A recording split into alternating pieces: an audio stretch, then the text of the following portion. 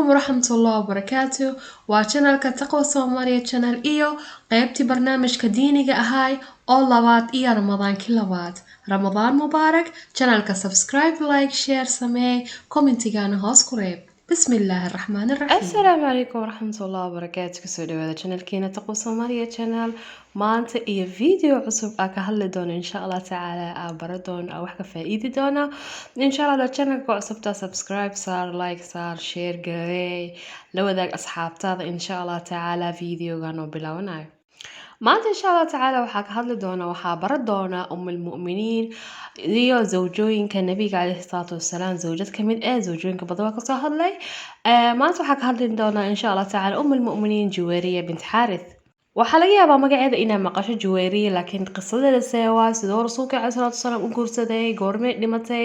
iyo waxaas dhana maanta insha Allah tacaala bara doona magaceeda waxaa la lahaa Juwayriya bint Xaarith bin Abi Daraar bin Xabiib bin Judaymiya bin Khazaaciya al-Mustalqiya waxayna tahay min bani qabiilat bani mustalaq waaye maalin maalmaad ka mid ah rasuulka calayhi salaatu wasalaam wuxuu diyaarinayay jeeshkiisa sidoo ula dagaaltamay yahuudda marka rasuulka calayhi salaatu wasalaam wuxuu soo asar gareeyay 100 guri يعني ما أهم 100 عائلة ما أهم و100 gurieto يعني غزوة مريسيع فرسولك عليه الصلاة والسلام وحسو أسر قرية 100 guri ما أهم 100 عائلة ديها فهمة 100 guri واي 100 guri يعني وحاواي guriga waxaa laga yaabaa intaa soo qof inay ku jirto guriga waxaa laga yaabaa intaa soo qof inay ku jirto waxaana kamid ahaa dadka la soo asar gareeyay Juwayriya bint Xaarith radiyallahu anha marka ninka oo soo asar gareeyay ka oo taxtigooda ahaay waxay ahaa magaciisa lahaay Thabit bint Qays wuxuuna ahaay saxaabi markaasay Juwayriya bint Xaarith waxay u dhahday Thabit bin Qays waxay u dhahday tukaatibuni yani mukaatibada waxaa laga wadaa yani ii soo dhawaahaysid laakiin fidya naftayda aniga dhiiba yani fidya ani iska dhiiba markaas wuxuu dhahay Thabitka ukaatibuki ala 100 uqiya dahab yani فما keeni karto dadka dhan waa dad masaakiin iyadana ma haysato adoogeedna markaasi waa baxyay markaasay waxay dhahday aniga ma haystiye dhahday markaasay fadhiisatay fikirtay markaasay waxay dhahday waxaa aadaa rasuulallah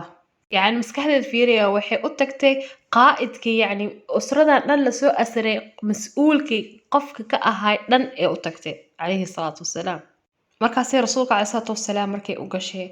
waxay dhahday assalaamu calayka ya rasuulallah markaa rasuulka calayhi salaatu wasalaam wuxuu u dhahay yani tusallimiin yani mi islaamee kaasoo wuxuu dhahay yani haddana yani ma ictiraaf garayso in aniga rasuulka ilaahay ahay markaasay waxay dhahday nacam ashhadu an laa ilaaha ila allah wa ashhadu wa annaka rasuulallah markaasay wuxuu dhahay rasuulka yaa Muhammad isii 100 uqiyad sida aniga isku yani u kaatibeeyo Thabit bin Qays yani saxaabigan sida ugu yani fidyada aan iska dhiibi lahaa rasuulka calayhi salaam wuu arkay markaas wuxuu dhahayay ka wararoo dhahay haddaa i guursatid oo meherkaaga ka dhigoo dhahay 100 uqiyad oo nasiya Thabit waxay dhahday markaas adi ma i aroosaysid aniga gabarta cadowgaaga ahay adi ma i aroosaysid markaasoo rasuulka calayhi salaatu wasalaam oo guursaday oona Thabit bin Qays oo siiya mukaatabadii amba fidyada adoogeeda ma u bixin cabsi iyo dhuumashaal iyo waxaas ma u bixin wuxuu u baxiyay inuu u tago carabta oo soo aruuriyo ana ka soo qaato yani ibil amba geel badan ka soo qaato sidoo gabartiisa u soo bixiyo oo u baxa adooga yani ma dhuumanin markaasoo wuxuu soo heliyay adoogii 100 geelo soo helay markaasoo markuu Madiina soo galay oo 2 geel oo wuxuu dhahay labadan geel dhinacana ku xiraa sidee hadhowta gabartayda markay u soo baxdo ani iyo gabartayna soo raacna labadan geel soo raacno 98 geelna wuxuu la gala Madiina markaasay markay subaxii dadkii adooga markuu imaan subaxii dadkii markay aroosiyo calayhi salaatu wasalaam rasuulka calayhi salaam markuu aroosiyo Juwayriya radiyallahu anha markaasi subaxii markay dadka 100 guri oo la soo qaaday oo la soo asriyay markay fureen guriga waxay maqleen inuu Juwayriya bint Xaarith oo guursaday rasuulkeena calayhi salaatu wasalaam markaasaa kulligooda la wada daayay markaasaa 100 guri oo la soo qaaday kulligooda wada islaameen fiiriye xikmada ku jirto markaasoo adooga markuu soo galay Madiina oo arkay wuxuu arkay dadkii oo rasuulka calayhi salaatu wasalaam dhinacihiisa fadhiya oo dadkii oo ka tagay iyo koo xirxiran iyo koo furfuran oo dhinacaha fadhiya fa adoogii qisadii ma fahmin markaasoo adooga wuxuu u yimid oo dhalay Jawaariya binti Xaarid oo u yimid rasuulka calayhi salaatu wasalaam markaasoo wuxuu dhahay yaa Muxamed waxaa u imaaday inay gabartayda fidye ka dhiibo oo wuxuu dhahay meeqa ka dhiibo markaasoo wuxuu dhahay 100 naaq waxaa la af Carabi waa laakiin naaqad waxaa la 100 geel ka dhiibaa markaasoo rasuulka calayhi salaam wuxuu dhahay labada naaqana oo soo qaraysa yani ilaaha waxaa kusoo dejiyay rasuulka calayhi salaam waxi oo u sheegay markaasoo wuxuu dhahay meesho kusoo xiray labada geel u sheegay dhinacaasaa geliyay meeshaasaa kusoo xiray labadaasi kalena markaasoo adoogina wuxuu dhahay ashhadu an laa ilaaha ila allah wa annaka muxamadan rasuulullah فرسولك عليه الصلاة والسلام هدف كيسه وحقها إنه إله يعني إنه ألفه أنبسك أو ضدك يعني فإنتانو ضد وذا إسلامانو هدف كيسه أو هاي فعائش رضي الله عنها وحيد هذي وما أركنا لهذي ناك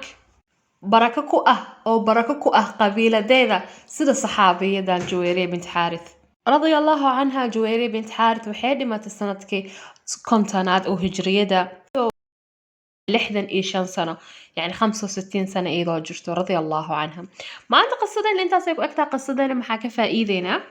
قصدين محاكا فائدينا إنا الأولاد هذا آبرتد إذبتا إي جعالك يعني الصحابة إي زوجاتك رسولك عليه الصلاة والسلام إي أنبياء أو وضعنا إنا برتد المهاج آبرتد يعني وحي صح أي وحي غلط أي وحي في ركرة وحي في ركرة هذا حأركي خلاص عصري التكنولوجيا لو جرى مركزة وحأركي عنق يريسو تضوجرنا وحاول حل الماء صلاة لبرجري تضوجر وحأركي التليفون كيس إسكهستو يوتيوب iskaga jiro heesa iska dhageysahayo adorabo heesa wax xun ay naqahayaan oo heesa Spanish iyo heesa wax xun fi adorabo fiirsan balaqtad xun aan biskale wax yariis oo xun action xun leeyahay la soo galaayo cunugaas waxaas arkaysiin fa waxa laga rabaa cunugaaga markuu 7 sano oo gaaro ina bartid diinta ina kaya marka yar yahay ina ku soo barbaarisid markaas waxa lagu dhahaa ilmaha markay Yurub joogaan lagu dhahaa dhaqan cilis loo celina dhaqan cilis maxaa loo celinaa إيكو يليسا dhaqanka ka haleysayne fa ilmaha qaladka iskala waxa iskala waalidka korshe fa waxa lagu dhahay ilmahaaga mas'uula ka tahay ilmahaagan waa lagu xisaabtamaa sida u tarbiyeysid fa tarbiyada wanaagsan ha lagu dadaalo tarbiyada diinta islaamka saxda ahayd wili an waxyaalaha qaar la yaabo waxa ay cunug waxa arkay 8 sano 9 sano jiro 8 sano 9 sano nin weyn waa cunug weyn waa 8 sano 9 sano jira markaas waxa lagu dhahaa habartiya u qabay heeso habartiisu isla qabaysahaaya isku ku jirtaa طيب عور isku يعني cunugaaga waa dhashay sax waa laakiin cunugaana tamyiizo gaaray cunugaan wuxuu gaaray wax kasta inuu fahmo cunugaan wuxuu gaaray xilliga oo wax kasta oo fahmi lahaa fa ceeb cawradaada inuu arko cunugaaga xataa 7 sano hadoo ka weyn yahay inuu arko cawradaada ma fiicna waxa fiican inuu cunuga kaligiisa aabarto inuu soo qabaysto kaligiisa inuu isku yani asmaamulo saxanka maanta waxa ku cun inuu jikada geey kara kaligiisa qaadi karo hadoo soo kac sariirtiisa tartiib u firaasho karo oo markuu waxas dhan sameeyo yani hadiyad amba shukulaato amba wuxuu jecel yahay markaas aasiisid yani mukaafaad ahaan inay siisid fa laga rabaa laakiin cunug 10 sano jiro habartii isla qabaysahaayaan wallahi waxyaalaha qaar la yaabo waa fa waxaan dhila ilmaha diinta islaamka lagu barbaaray dadka qaar waxa arkay family hooy aaba arkay iyagan diinta islaamka naftarkooda ka maqantaaba arkayba marka ilaahay dhamaanteen hana soo hanuuniyo videogeena intaas u qurxoona intaasaan ka wada baxeena insha Allah taala afur wanaagsan dhamaantiin waan jeclaa wassalaamu calaykum waraxmatullaahi kuma xasanta daawashadaada quruxda badan jazakallahu khayr sida hore ugu socdo channelka ka ilaawin subscribe like share assalamu calaykum